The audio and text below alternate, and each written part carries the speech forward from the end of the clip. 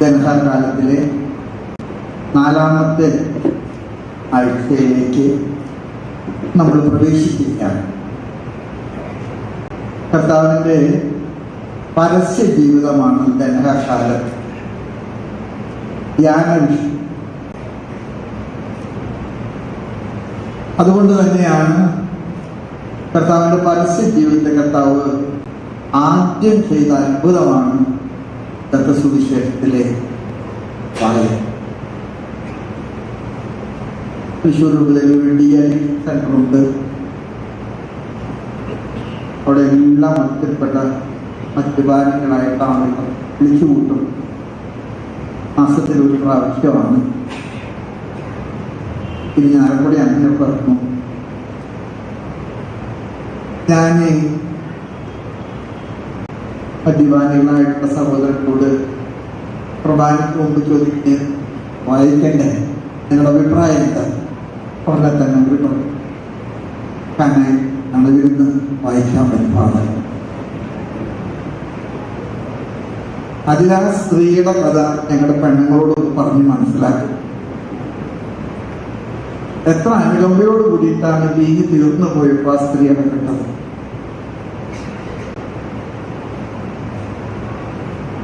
സത്യം പറഞ്ഞാല് കഥ അറിയാതെ ആടുന്ന കഥകളിക്കാരനെ പോലെയാണ് പഠിക്കുന്നത്. ഇന്നത്തെ വായനകൾ വളരെ ആഴമായുള്ള ചിന്തകളിലേക്ക് നമ്മെ ക്ഷണിക്കുന്നതാണ്. ആദ്യത്തെ വായന യെശയ്യായുടെ പുസ്തകത്തിലെ വായനയാണ്. യെശയ്യ ജനത്തോട് ചോദിക്കുന്ന ഒരു ചോദ്യമുണ്ട്. ആ ചോദ്യം ഇന്ന് കർത്താവ് നമ്മളോട് ചോദിക്കാം. അതേ ചോദ്യത്തിന് നിങ്ങൾ വിശന്നപ്പോ, നിങ്ങൾ വാവിട്ട് കരഞ്ഞു, ഞാനന്ന് നിങ്ങൾക്ക് സ്വർഗത്തിൽ നിന്ന് മന്ന. പിന്നീട് നിങ്ങൾ പരാതി പറഞ്ഞു, ഈ മന്ന കൊണ്ട് എന്താകാൻ? അപ്പം ഇഷ്ടമില്ലാതെ ശരിയാകില്ലല്ലോ, ഞങ്ങൾക്ക് മാംസം വേണം. നിങ്ങൾ കരഞ്ഞപ്പോ ഞാൻ നിങ്ങൾക്ക് കാടപ്പക്ഷികളെ തന്നു. നിങ്ങൾ ദാഹിച്ച് വാവിട്ട് നിലവിളിച്ചപ്പോ ഞാൻ നിങ്ങൾക്ക് മധുരജലം തന്നു. ഇതൊക്കെ ചെയ്ത കർത്താവിനെ നിങ്ങൾ പുല്ല് തിന്നുന്ന കാളയ്ക്ക് സമാനാക്കി. ഈ ചോദ്യം എനിക്കും നിങ്ങൾക്കും മുൻപിൽ കർത്താവ് വയ്ക്കുന്ന ഒരു ആത്മശോധനയുടെ വിഷയമാണ്. നമ്മുടെ കണ്ണുനീരിന്റെ കാലത്ത്, നമ്മുടെ കഷ്ടപ്പാടുകളുടെ കാലത്തൊക്കെ നമ്മുടെ ദൈവത്തോട് എത്ര ചേർന്ന് നിൽക്കുന്നത്, ജോലി കിട്ടാൻ, പ്രമോഷൻ കിട്ടാൻ, നമ്മുടെ മക്കളുടെ കല്യാണം കഴിയാൻ, നമ്മുടെ രോഗങ്ങൾ മാറാൻ. നിങ്ങൾ കരഞ്ഞു പ്രാർത്ഥിച്ചപ്പോഴൊക്കെ നിങ്ങൾ ചോദിച്ചതിലധികം ദൈവം നിങ്ങൾക്ക് തന്നു. എന്നിട്ട് ഇസ്രായേൽക്കാരോട് പറഞ്ഞ ആ ചോദ്യം നമ്മളോട് ചോദിക്കുന്നുണ്ട്.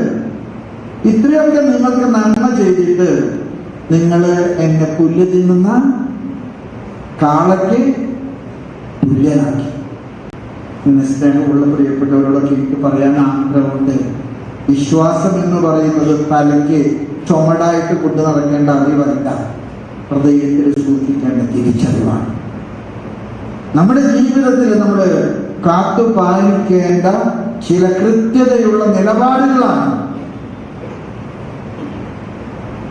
എനിക്ക് അറിയുന്ന ഒരു സഹോദരനുണ്ട്. അദ്ദേഹം മിഷനിലേക്ക് എല്ലാ മാസവും ദശാംശം തരുന്ന ഒരാളാണ്. ഞാനൊരിക്കൽ നാട്ടിൽ വന്നപ്പോൾ അദ്ദേഹത്തിന്റെ വീട് കാണാൻ പോയി. എനിക്ക് അത്ഭുതം തോന്നി. വളരെ സാധാരണ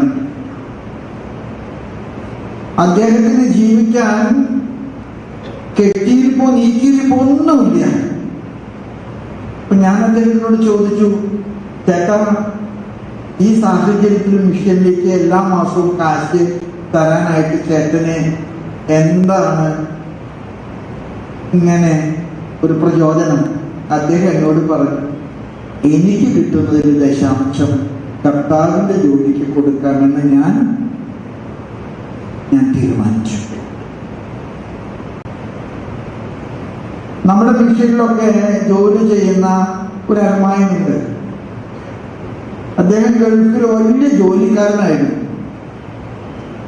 അദ്ദേഹം ഇപ്പൊ ജോലിയിൽ നിന്നൊക്കെ മാറിയിട്ട് മിഷന് വേണ്ടി പണം പിരിക്കാനും മിഷണറിമാരെ സഹായിക്കാനും മിഷനിൽ ജോലി ചെയ്യാൻ മിഷണറി ആയിട്ട് വന്നിരിക്കുകയാണ്.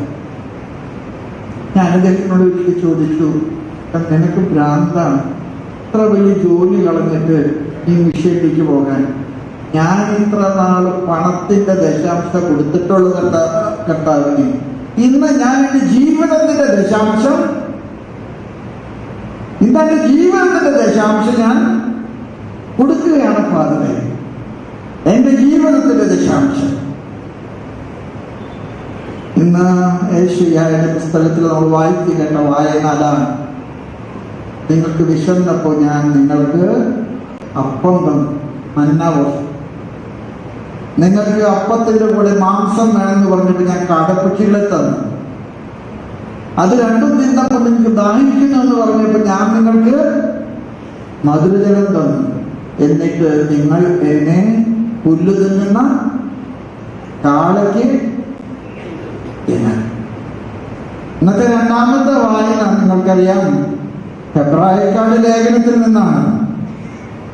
മനോഹരമായിട്ടുള്ള ഒരു ചിന്ത പങ്കുവയ്ക്കുന്ന ഒരു ലേഖന ഭാഗമാണത്. കർത്താവ് പറയുന്നു, നിന്നെ ഞാൻ എത്രയോ കഴുകി, പക്ഷെ ഞാൻ നിന്നെ വൃത്തിയാക്കിയെങ്കിലും നീ ഒരിക്കലും വൃത്തിയായില്ല. നമ്മുടെ മക്കളെ കുറിച്ച് നമ്മൾ ചിലപ്പോൾ പരാതി പറയാറില്ലേ, എന്നെ ഞാനിപ്പോ കുളിപ്പിച്ച് വിട്ടതാ, നീ എവിടെ നിന്നാടാ ഇതൊക്കെ വാരി കൂട്ടിയത്? ഇന്ന് കർത്താവ് നിങ്ങൾ മാതാപിതാക്കൾ കുഞ്ഞുങ്ങളോട് ചോദിക്കുന്ന അതേ ചോദ്യം തന്നെയാണ് ഹെബ്രായരുടെ ലേഖനത്തിൽ നമ്മളോട് ചോദിക്കുന്നത്. നീ ചോദിച്ചത് നിനക്ക് ഞാൻ തന്നു, നീ ആവശ്യപ്പെട്ടത് മുഴുവൻ ഞാൻ നിനക്ക് ദാനമായി തന്നു. നീ ഇപ്പോഴും വൃത്തിയായില്ലല്ലോ, നീ ഇപ്പോഴും നന്നായില്ലല്ലോ, എന്താ നിനക്ക് പറ്റിയത്? ഇന്നത്തെ സുവിശേഷം ഒരു വ്യാഖ്യാനം കൂടാതെ നമുക്കൊക്കെ മനസ്സിലാക്കുന്ന സുവിശേഷമാണ്. ഞാൻ ആ സുവിശേഷം വായിക്കുമ്പോഴൊക്കെ പലപ്പോഴും ചിന്തിച്ചിട്ടുണ്ട്, 3-ാം ദിവസം കാനായിൽ ഒരു വിവാഹ വിരുന്നാണ്. എന്തിനാണ് ആ ഒരു 3-ാം ദിവസം വെച്ചിരിക്കുന്നത്? ആ 3-ാം ദിവസം നമ്മുടെ കുടുംബ ജീവിതത്തിന്റെ ഓർമ്മകളുടെ ഒരു പാഠപുസ്തകമാണ്. ഞാൻ ഒറ്റിക്കൊടുക്കപ്പെട്ട രാത്രി, എല്ലാവരും ഉപേക്ഷിക്കപ്പെട്ട രാത്രി, അന്യായമായിട്ട് വിധിക്കപ്പെട്ട രാത്രി. പക്ഷേ ഞാൻ മരിച്ചപ്പോ കല്ലറയിൽ വലിയ കല്ല് വെച്ച് ഉരുട്ടി എന്നെ ബന്ധിച്ചു. അവര് പറഞ്ഞു, ഇവൻ ജീവിച്ചപ്പോ പറഞ്ഞിട്ടുണ്ട് പുറത്തു വരാൻ സാധ്യതയുണ്ട്, അതുകൊണ്ട് ഇവൻ പുറത്ത് വരാതിരിക്കാൻ ആർക്കും ഉരുട്ടി മാറ്റാത്ത കല്ല് എക്സ്ട്രാ എക്സ്പെൻസിലാണ് അവർ വെച്ചത്. 3-ാം ദിവസം ആ കല്ല് ഉരുട്ടി മാറ്റി കർത്താവ്. കല്ലുകൾ ഉരുട്ടി മാറ്റുന്ന ഒരു കർത്താവ്. 3-ാം ദിവസം നമ്മുടെ കുടുംബ ജീവിതത്തിലൊക്കെ എനിക്ക് നമ്മൾ പറയാൻ ആഗ്രഹമുണ്ട്. എന്നോട് ഒരിക്കലേ യുവാക്കൾക്ക് ക്ലാസ് എടുത്തുകൊണ്ടിരിക്കുന്ന സമയത്ത് ഒരു കൊച്ചെന്നോട് ചോദിച്ചു, താഴെ നമ്മുടെ ആരാധനക്രമത്തില് ചെറുക്കൻ പെണ്ണിനെ കിട്ടുന്നത് താലി കൊണ്ടാണ്, എന്തിനാണ് പിതാവ് ആ താലി ഇടുന്നത്? എടാ, ഞാനോട് പറഞ്ഞു, നിങ്ങൾക്ക് എന്താ തോന്നണേ? അല്ല, പിതാവിന്റെ അർത്ഥം പറഞ്ഞു, ഒരു വിവാഹം ഒരു കുരിശേറ്റെടുക്കലാണ്. നിങ്ങൾ ചിരിക്കുക, അതിനേക്കാൾ വലിയ കുരിശാണ് അവർക്ക് കിട്ടിയിരിക്കുന്നത്. നമ്മുടെ ജീവിതത്തിൽ എല്ലാം ഭംഗിയാകണമെന്ന് നമ്മൾ വിചാരിക്കരുത്. കാനായിൽ 3-ാം ദിവസം ഒരു വിവാഹ വിരുന്ന് നടന്നു എന്ന് പറയുമ്പോൾ നമ്മുടെ എല്ലാ കുടുംബ ജീവിതങ്ങളിലും ഈ കാനായിൽ വീഞ്ഞു തീർന്നു പോയപ്പോ എത്രയോ മാതാപിതാക്കളാണ് മക്കളെ ഓർത്ത് കരയുന്നത്. എല്ലാം ഉണ്ട്, എല്ലാം ഉണ്ട്. പക്ഷേ വഴിവിട്ട ജീവിതം, നേർവഴിക്ക് പോകാത്ത ജീവിതം. ധൂർത്തപുത്രന്റെ കഥയിലെ മൂത്തപുത്രൻ അപ്പനോട് തർക്കിച്ചു, നിന്റെ കൂടെ നിൽക്കുന്ന എന്നെ കുറിച്ച് ചിന്തിക്കുന്നതിനേക്കാൾ കൂടുതൽ നീ നാകുലനായിരിക്കുന്നത് എന്നെ ഉപേക്ഷിച്ചു പോയവനെ കുറിച്ചാണ്. സ്നേഹമുള്ള എൻ്റെ മാതാപിതാക്കളെ, നമ്മുടെയൊക്കെ ജീവിതത്തിൽ നമുക്കെല്ലാം ആഗ്രഹിച്ചതുപോലെ കിട്ടുമ്പോൾ നമ്മെ ഓർക്കാൻ ആഗ്രഹിക്കുന്നതിനേക്കാൾ കൂടുതൽ ദൈവം നമ്മൾ ഓർക്കുന്നത് നമുക്ക് ആഗ്രഹിച്ചതുപോലെ ഒന്നും നടക്കാതെ വരുമ്പോഴാണ്. തിരുസഭയിൽ ഒരു വിശുദ്ധനുണ്ട്, ജോൺ ഓഫ് ദ ക്രോസ്. കർമ്മലീത്ത സിസ്റ്റേഴ്സിനൊക്കെ നല്ല പരിചയമുള്ള ഒരു വിശുദ്ധനാണ്. അദ്ദേഹം പറഞ്ഞു, എൻ്റെ ഐഡന്റിറ്റി പുരുഷാണ്, അതുകൊണ്ട് എൻ്റെ പേരിനോട് കൂടെ നിങ്ങൾ എന്ത് ചേർക്കണം? John of the cross. എല്ലാം സുഖമായി, എല്ലാം നിങ്ങൾ ആഗ്രഹിച്ചതിനും ഭംഗിയായിട്ട് പോകുന്നുണ്ടെങ്കിൽ ഉറപ്പാണ് എവിടെയോ എന്തോ അപകടം വരാനുണ്ട്. എവിടെയോ എന്തെങ്കിലും അപകടം വരാനുണ്ട്. 5 അപ്പം 2 മീനും ഒരു കൊച്ചു കൊടുത്തപ്പോ സത്യം പറഞ്ഞാല് ആ കൊച്ചിന്റെ സന്മനസ് ഞാൻ അംഗീകരിക്കുന്നു. 5000 പുരുഷന്മാരുണ്ട്, ഇരട്ടി പെണ്ണുങ്ങളുണ്ട്, ഒരു 3 കുട്ടിയെ വെച്ച് കൂട്ടിയ 15,000 കുഞ്ഞുങ്ങളുണ്ട്. ആ കുഞ്ഞ് കൊടുത്തത് എത്രയാണ്? 5 അപ്പവും 2 മീൻ. അത് അരച്ച് കടലിൽ കലക്കിയ കൊടുത്തായി. പക്ഷെ 5 അപ്പവും 2 മീനും വർദ്ധിച്ച് എല്ലാവരും തിന്ന് തൃപ്തരായിട്ട് ബാക്കി വന്നത് എന്ത് ചെയ്യണമെന്ന് കർത്താവ് ചോദിച്ചപ്പോ ശിഷ്യന്മാര് പറഞ്ഞു, ഞങ്ങൾ എന്താ ചെയ്തത്? നീ പറയും.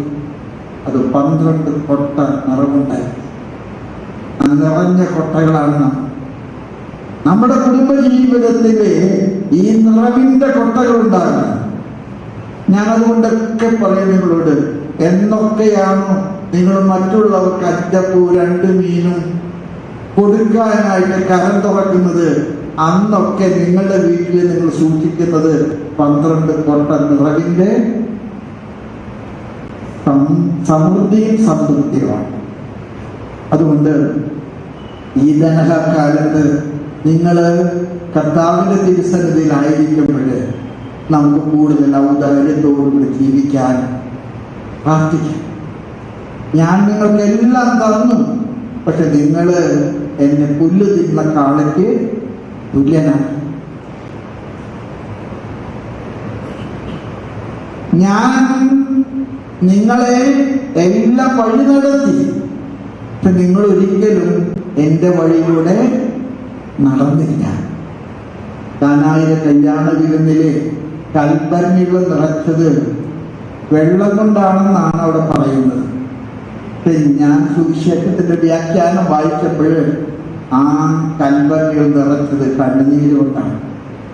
എവിടെയാണോ കണ്ണുനീര് കൊണ്ട് കൽഭരണികൾ നിറയ്ക്കുന്നത്, മക്കളെ കുറിച്ചാകാം, ഭർത്താവിനെ കുറിച്ചാകാം, ഭാര്യയെ കുറിച്ചാകാം, മാതാപിതാക്കളെ കുറിച്ചാകാം, ആരെ കുറിച്ചും ആകട്ടെ, എന്നൊക്കെയാണോ നിങ്ങൾ കണ്ണുനീരിന്റെ പാനപാത്രം പേറുന്നത്, ഓർക്കുക, അത് കാനായിലെ കല്യാണ വിരുന്നിന്റെ അത്ഭുതകരമായ പരിവർത്തനത്തിന്റെ സങ്കീർത്തനം പാടുന്നതിന്റെ വിറ്റാണ്. പരിശുദ്ധ അമ്മയുടെ മാധ്യസ്ഥം നിങ്ങൾക്കുണ്ടാകട്ടെ. ഞാനിവിടെ വന്നപ്പോൾ നിങ്ങൾ സ്വീകരിച്ചു, ഏറെ സ്നേഹത്തോടുകൂടെ എന്നെ ആഘോഷമായിട്ട് സൽക്കരിച്ചു. ഞാൻ നാളെ രാവിലെ ഇവിടെ പോകും. പക്ഷേ ഒസൂർ രൂപത കർത്താവിൻ്റെ മാവിൽ ചേർത്ത പുണ്യമാവ് പോലെയാകട്ടെ.